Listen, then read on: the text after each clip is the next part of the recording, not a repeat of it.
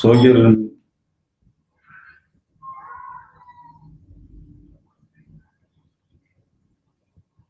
Buenas tardes. Estamos aquí esta tarde para hablar de planeación didáctica por competencias. Es un gusto para mí abrir esta transmisión en video, porque en este momento algo está cambiando en el nivel de bachillerato en nuestro país, en México.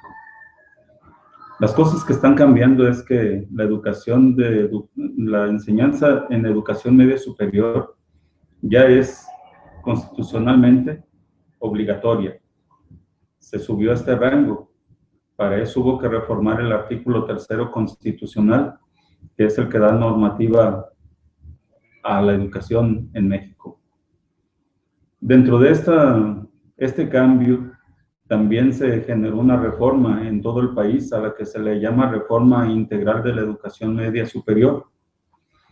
Y con esta base también se creó lo que se conoce actualmente como Sistema Nacional de Bachillerato. El documento rector del Sistema Nacional de Bachillerato es el Marco Curricular Común, y este Sistema Nacional de Bachillerato incorporará poco a poco a todos los subsistemas que imparten educación media superior en todo el país, en todo México. Actualmente, el Marco Curricular Común, que es el documento rector, como antes había dicho, del Sistema Nacional de Bachillerato, lo que hace es ubicar y definir las competencias de estudiantes y profesores en los acuerdos secretariales 444 y 447 respectivamente.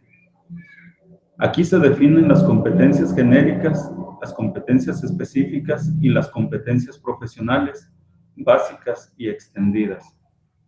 Se entiende que una competencia genérica es una competencia transversal, que quien la desarrolla está en posibilidad y en capacidad de poder transitar de una competencia o de un área de competencia a otra y poderse adaptar de manera fácil y ágil. También pensamos que las competencias específicas son aquellas competencias que tienen que ver con los aspectos estrictos de una disciplina, y las profesionales, las que tienen que ver con una actividad en la cual se desarrolla el trabajo.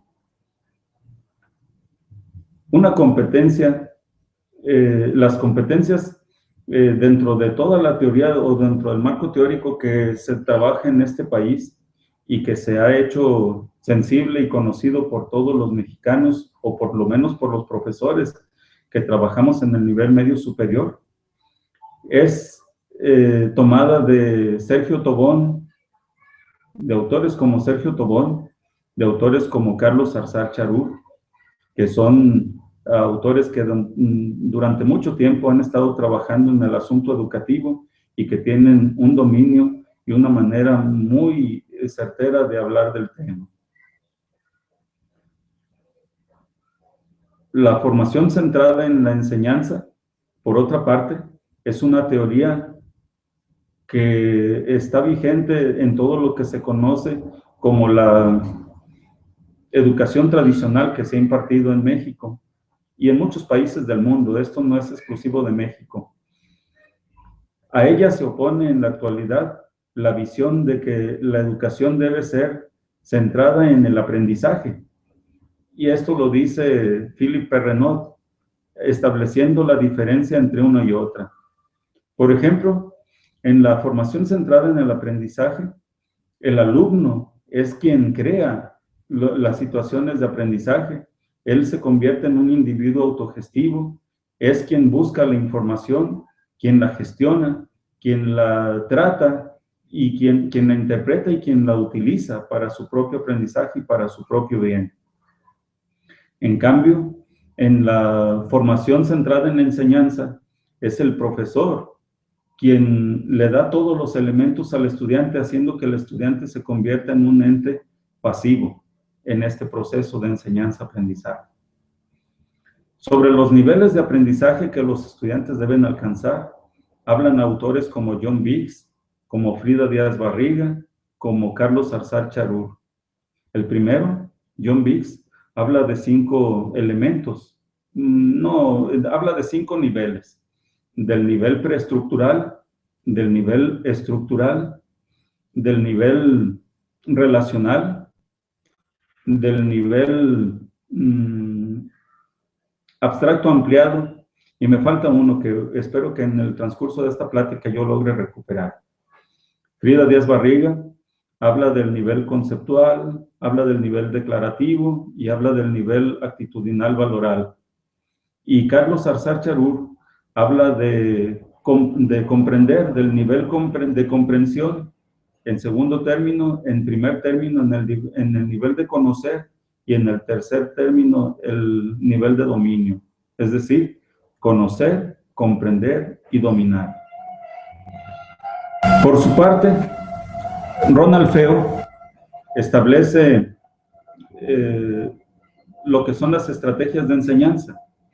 Y dentro de estas estrategias de enseñanza habla de que existen estrategias instruccionales, que son las que les corresponden al profesor, las estrategias de aprendizaje, que es lo que le corresponde desarrollar al estudiante, y las estrategias de evaluación, en las cuales participan tanto el estudiante como el profesor.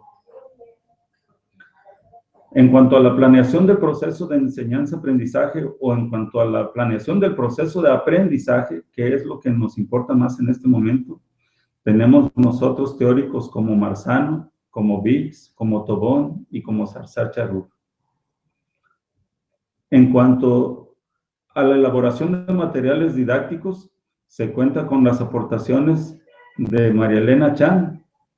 Y en cuanto a evaluación del aprendizaje por competencias, tenemos los apuntes, las direcciones, las orientaciones de Tobón, Monereo y Carlos Arzar. Bueno, nuestra plática de hoy es acerca de planeación por competencias. ¿Por qué es tan importante planear? Bueno, porque cuando un profesor planea el proceso de aprendizaje de sus estudiantes, por una parte, establece una ruta segura de trabajo, y por otra parte, establece que su trabajo no va a ser una actividad improvisada. Sus estudiantes, por su cuenta, también sabrán a qué atenerse desde el principio al fin de su curso. La planeación, entonces, es muy importante. Reúne varios momentos. En un primer momento, el profesor deberá tener en cuenta de qué tiempo dispone y a señalar ese tiempo en un tabulador.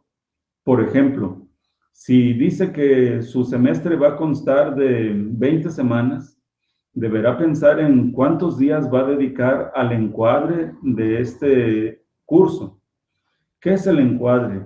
Bueno, pues el momento de arranque del ciclo en el cual el profesor da a conocer a sus estudiantes la forma de trabajo, la forma de evaluación, las actividades que él y sus alumnos habrán de desarrollar, la forma de calificar algunos productos y la forma de evaluar.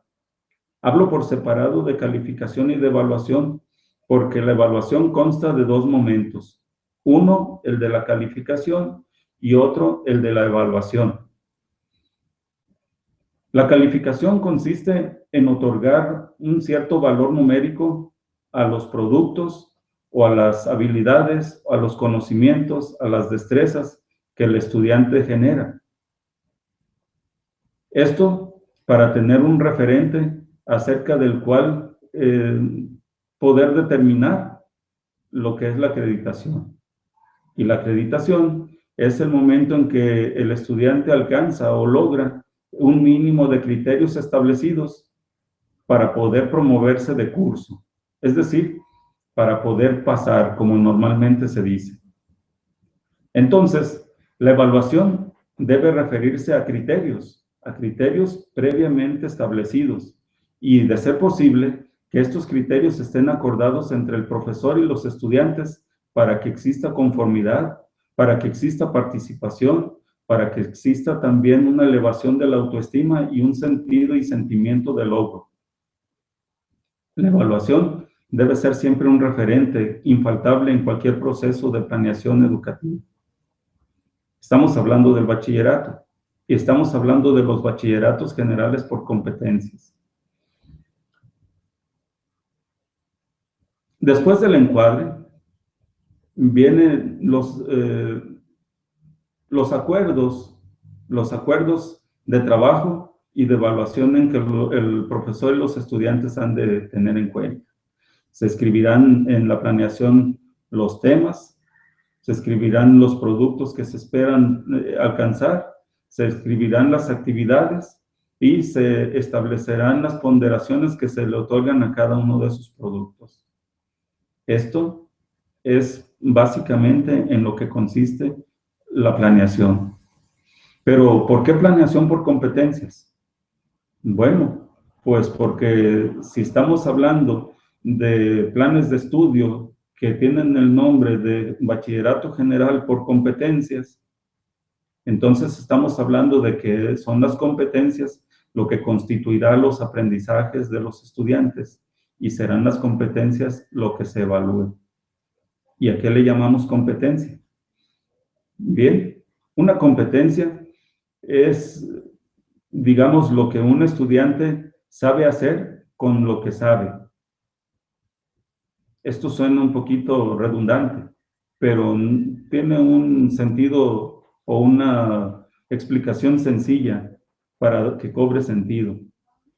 Por ejemplo, si yo he tomado un curso de bicicleta, y este es un ejemplo de Carlos Arzar-Charur, si yo he tomado un curso de bicicleta en el cual aprendí lecciones desde el invento de la rueda o desde el descubrimiento de la rueda, según se le quiera ver, y luego el descubrimiento de la madera y de los metales como materias que se pueden moldear o modelar para generar nuevos objetos.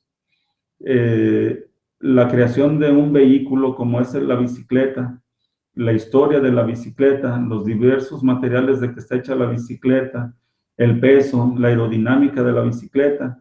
El día que me pregunten en un examen si yo sé todo eso y puedo repetirlo, entonces se puede decir que tengo el conocimiento, pero no se puede decir aún que tenga la competencia. Para que yo pueda demostrar que tengo la competencia, entonces deberé también agregarle a este conocimiento la habilidad y la destreza. Carlos Arzar-Charur dice que la habilidad es todo tipo de capacidad intelectual desarrollada en un individuo y que la destreza es todo tipo de capacidad manual desarrollada en este mismo individuo. Entonces, a él se le puede llamar habilidades psicomotrices, reuniéndolas en una sola entidad.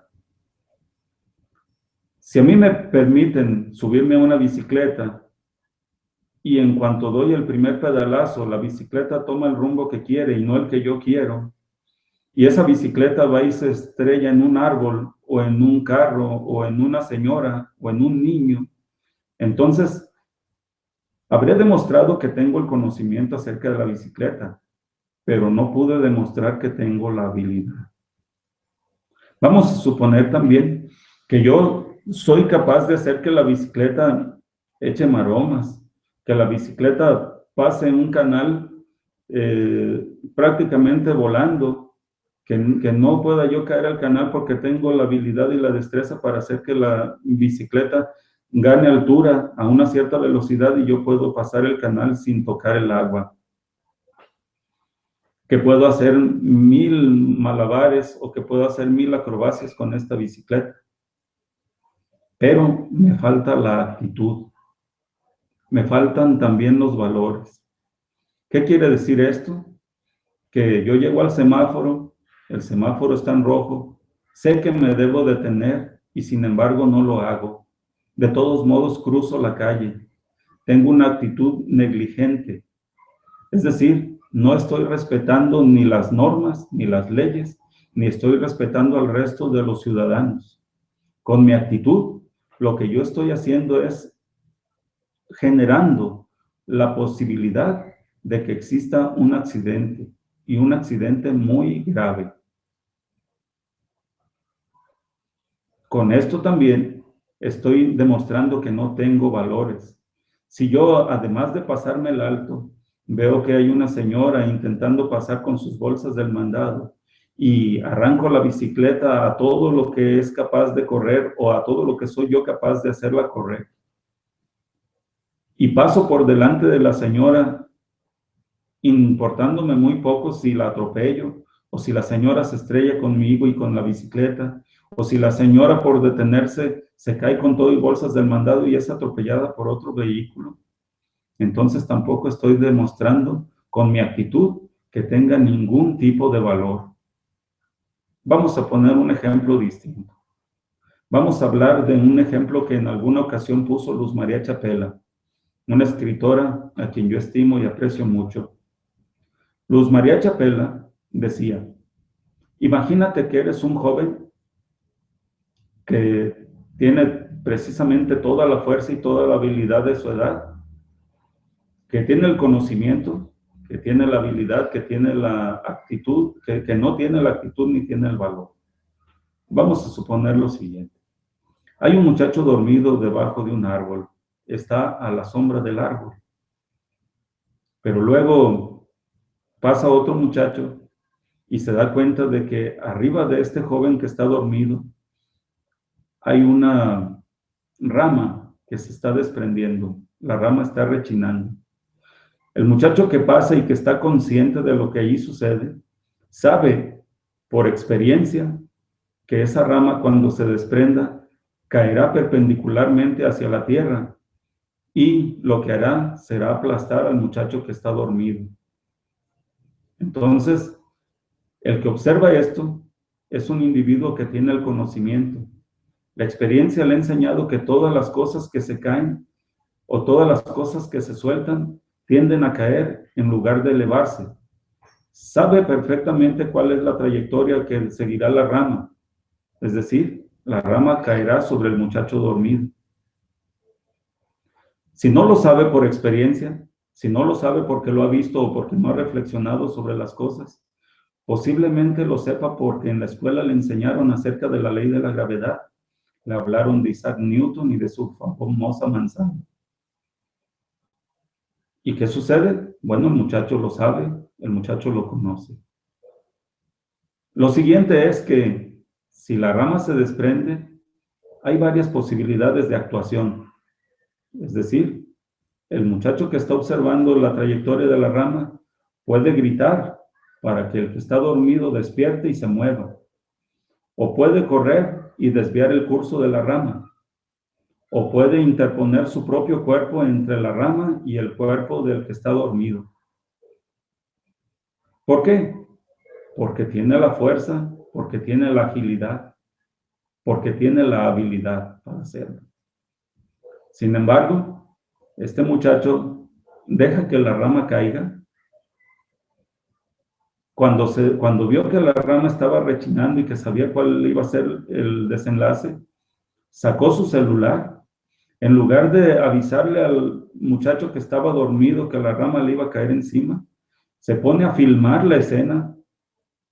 Espera todo el tiempo necesario hasta que la rama se desprenda, hasta que caiga y golpee el cuerpo del otro, y hasta que el otro se vea cómo está convulsionando porque la rama le ha roto el cráneo. Y incluso también el momento en que el otro se desangra y hasta el momento en que se muere. Y enseguida, ¿qué hace? Sube esa información, sube ese video o vídeo, como se dice académicamente, sube ese vídeo a una red social. Y en esa red social, pues se difunde a muchísimas partes y todo el mundo muy sonriente hace que el vídeo sea conocido. Lo comparten y lo comparten y lo comparten, teniendo exactamente la misma actitud del que lo filmó. Es decir, una actitud negligente. una actitud que nos hace saber que ese individuo no es competente. Tenía el conocimiento, tenía la habilidad, pero no tuvo la actitud. ¿Y qué no tuvo tampoco? Los valores. No tuvo respeto por la vida, no tuvo respeto por la salud, no tuvo respeto por la integridad física, no tuvo tampoco la solidaridad para quitar del riesgo o para ayudar a quitarse del riesgo a la persona que sería víctima. Y aunque no lo quiera reconocer, aunque no lo acepte de ese modo, ese individuo no tiene ningún valor. Ese individuo no tiene la competencia. Entonces, para que el individuo sea competente, ¿qué es necesario que reúna en sí? Bueno, es necesario que reúna el conocimiento, sabe que la rama caerá, es necesario que reúna la habilidad, puede correr y quitar la rama o puede correr y mover a la víctima potencial. Es necesario que tenga la actitud, decidirse a salvar al otro, y es necesario que tenga el valor, tenerle respeto a la vida y cariño a la existencia y también solidaridad para el caído. Esto es una competencia. Una competencia entonces es que el individuo sepa hacer lo que sabe hacer. Una competencia es que el individuo pueda movilizar lo que sabe en una situación mediante actuaciones complejas o mediante actuaciones automáticas que le permitan un mínimo de reflexión para realizar o para resolver una tarea. Pero no quiere decir que la reflexión tiene que estar ausente. No. Lo que pasa es que, habiéndola practicado tanto, esta reflexión de momento se queda en segundo plano, pero luego tiene que ser repensada para evaluar las actuaciones que se tienen. Estas son las competencias. Ahora vamos a suponer lo siguiente. Vamos a suponer que nuestro curso es un curso de panadería. Nosotros dividimos el tiempo con el que contamos para planearlo. Y dejamos nuestro curso en unas 4 o 5 secciones, no sesiones, secciones. La primera sección está destinada a conocer, a que el estudiante sea autogestivo y gestione la información. Le pediríamos, por ejemplo, que investigara en la biblioteca o en la internet o en cualquier fuente que sea posible o necesaria, que investigue lo que son los diferentes ingredientes que requiere un pan. También puede investigar de pasadita cuántos tipos de pan existen y también puede elegir el tipo de pan que él desea cocinar, que él desea elaborar al final del semestre. Bueno, pues entonces en este caso tenemos lo siguiente. El muchacho ya fue a la biblioteca e investigó acerca de todo lo que acabo de mencionar. Diferentes tipos de pan, seleccionó el suyo, vio cuáles eran los ingredientes que necesitaba y se puso a investigar además acerca del valor nutricional y del valor calórico que estos ingredientes contienen en sí. Pero no es necesario solamente saber eso. También es necesario saber cuáles son las medidas de higiene y de seguridad con que el muchacho tiene que trabajar. Entonces, hará una indagatoria acerca de lo que son las instalaciones de gas, acerca de las instalaciones eléctricas, acerca del manejo de hornos. Todo esto es importante que el muchacho lo conozca. También habrá necesidad de que el muchacho conozca sobre pesas y medidas. ¿Por qué? Bueno, pues porque si él se pone a mezclar ingredientes de una manera fortuita, o si se pone a mezclar ingredientes de una manera no razonada, lo que va a lograr es que ese pan se convierta en una piedra o en un polvorón o en cualquier cosa que no den ganas de comer. Con esto, cuando le pedimos al alumno que busque diferente información, ¿qué hacemos? Lo convertimos en un individuo autogestivo. Lo convertimos en un individuo que es capaz de buscar la información, de registrarla, de entenderla y de ponerla en práctica. También hacemos que esta actividad se convierta en una actividad transversal, porque no va a aprender solamente a elaborar el pan, también va a aprender de procesos industriales. Lo que hablábamos de las medidas de seguridad y de higiene del laboratorio en el que él estará, que mínimamente puede ser su cocina, pero de manera máxima puede ser una empresa de elaboración de pan. Entonces este muchacho está teniendo un aprendizaje transversal. Y también, si el muchacho tiene que saber de pesas y medidas, está aprendiendo al mismo tiempo sobre el asunto de las matemáticas. Y esto es un trabajo interdisciplinar. Bien, pasemos al segundo momento. Pasemos al momento del amasado. Tendremos que decirle entonces al muchacho que para que pueda amasar la harina y todos los ingredientes que tiene, debe seguir un cierto proceso. Y entonces deberá investigar sobre las tecnologías que existen al respecto. Y descubrirá cosas básicas como primero que cremar el azúcar con la mantequilla, enseguida incorporar la leche, incorporar el huevo, cernir la harina, poco a poco ir integrando la harina, hasta batir hasta que la masa sea homogénea y depositarla en el molde. Bueno, esto es el amasado. La siguiente sección, que ha de tener otros procedimientos, podría ser, digamos, el horneado. Tendremos que decirle al muchacho que si el horno, que si vierte su pasta en el molde y no engrasa el molde y no le pone harina al molde, el pan que él produzca se va a pegar y se va a quemar también. Entonces, tendremos que decirle también, o él tendrá que investigar, porque estamos en la idea de que sea el muchacho quien investiga. El profesor solamente le da la indicación, porque ya tiene pensada su estrategia, le da la indicación de que investigue los procedimientos del horneado. Entonces sabrá que primero deberá engrasar el molde, que lo deberá enharinar, enseguida verterá la pasta.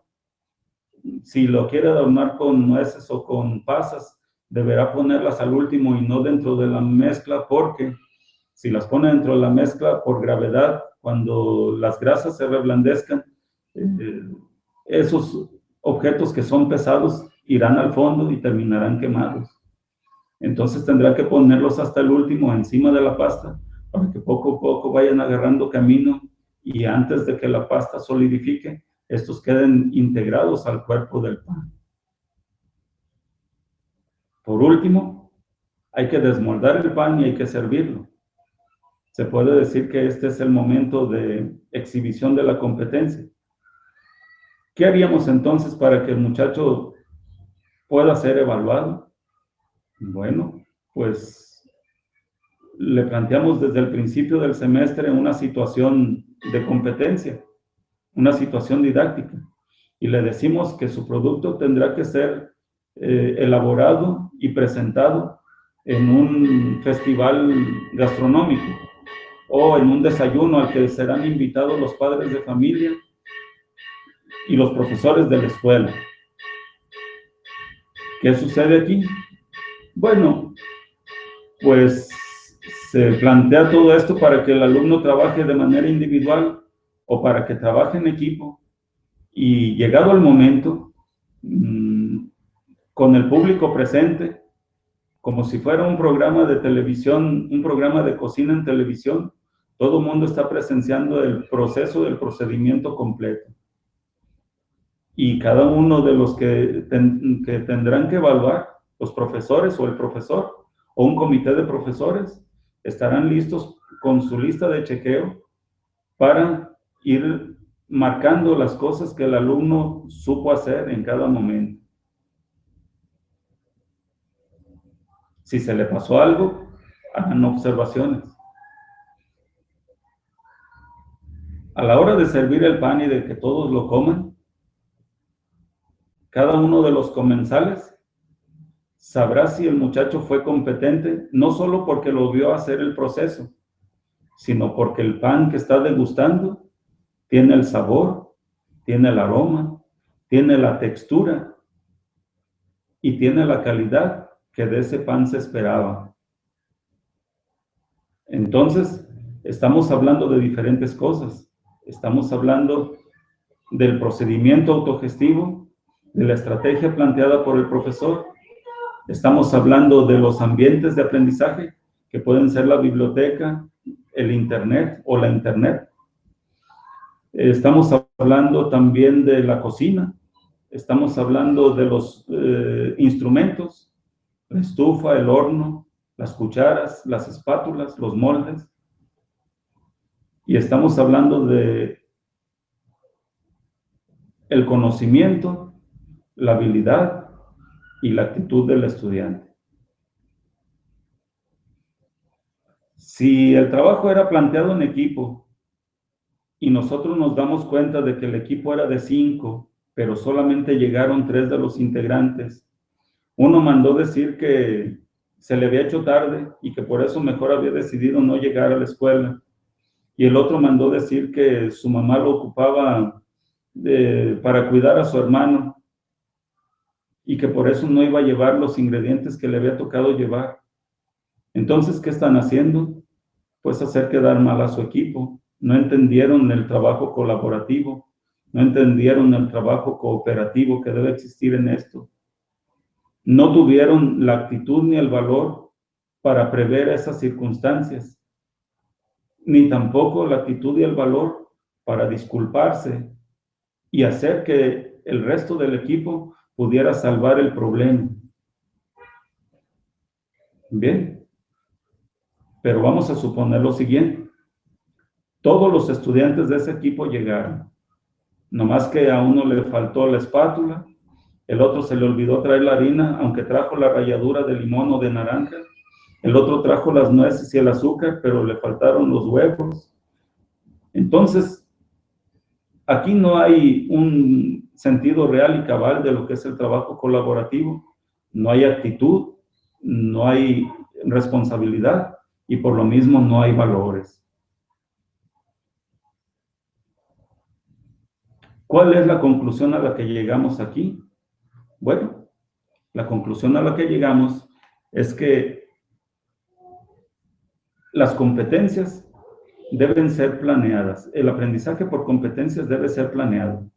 Debemos quitarnos la idea de que el profesor es el sabio de la clase, es el que lo conoce todo y que debe ser el agente activo que le debe de llevar ese conocimiento, el que debe comunicar ese conocimiento al estudiante. Y hacer entonces que el alumno, que el estudiante, sea quien adopte su propia responsabilidad. Plantear la estrategia le corresponde al profesor. Aprender le corresponde al estudiante. Pero el profesor debe plantearse también la idea de que mientras enseña a su estudiante, él también deberá estar aprendiendo. Entonces, el profesor debe estarse preparando de continuo. Y cada tropiezo, cada duda que le plantee su estudiante, debe convertirlo en una duda para él mismo y en un motor para investigar, en un motor para aprender. ¿De qué estamos hablando? De que el estudiante ya debe aprender por problemas. Es decir, se le plantea un problema, como el que acabo de explicar. Tú, alumno mío, deberás ser capaz de elaborar un pan y de ofrecerlo a los padres de familia de esta escuela en un festival gastronómico o en un desayuno con los padres de familia. ¿Cómo lo vas a hacer? Yo te voy a decir paso a paso qué es lo que vas a hacer. pero solamente te voy a decir qué es lo que vas a hacer. Tú serás quien lo haga y quien busque las estrategias personales para hacerlo. Y si la estrategia es que tú debes trabajar con otro estudiante o con otros estudiantes, entonces se deberá hacer de esa manera, de manera colaborativa. ¿Por qué es necesario planear? Pues porque necesitamos no improvisar. Otro tipo de aprendizaje es el aprendizaje por proyectos, que este y el aprendizaje por problemas, por planteamiento de problemas, van de la mano. El profesor puede plantear el problema y el estudiante tendrá que diseñar el proyecto a través del cual le va a dar inicio, seguimiento y evaluación al problema. Diferente a aquellos tiempos en que el profesor era quien sabía todo y que lo explicaba todo en cada momento. Amigos profesores de todo el país, yo los invito a ustedes, si están en el nivel de bachillerato o si están en cualquier nivel, en la educación básica o en la educación superior, a que improvisemos menos con nuestro trabajo, a que seamos más conscientes, a que colaboremos más, a que aprendamos más, a que aprovechemos toda la investigación que existe en el país y en el mundo para que el trabajo de un profesor y el aprendizaje de sus estudiantes sea de una mejor y de una más viva calidad. Yo desde aquí le rindo homenaje a todos los profesores y a todos los investigadores que han investigado y que han generado conocimiento para que sus teorías, para que sus hallazgos, para que sus descubrimientos y también para que las técnicas que han desarrollado sean empleadas por todos los que estamos implementando y evaluando el quehacer educativo, el proceso de enseñanza-aprendizaje. Quiero rendirles un homenaje porque el valor de hacer las cosas, el valor de difundirlas, de comunicarlas, de hacer que la civilización crezca, debe ser reconocido en todo momento. Incluso, quiero también hacer una invitación a todos los que nos dedicamos a este quehacer de formar estudiantes, para que nos convirtamos también en investigadores, para que hagamos apuntes de nuestras clases, que anotemos lo que nos sale bien y lo que nos sale mal y lo que nos deja con dudas y las cosas que tenemos que mejorar. Porque de esos apuntes podrían también surgir libros, podrían surgir reflexiones que también sería necesario difundir para el crecimiento del quehacer educativo en todo el mundo. Con mucho gusto, con mucho respeto, les doy las gracias.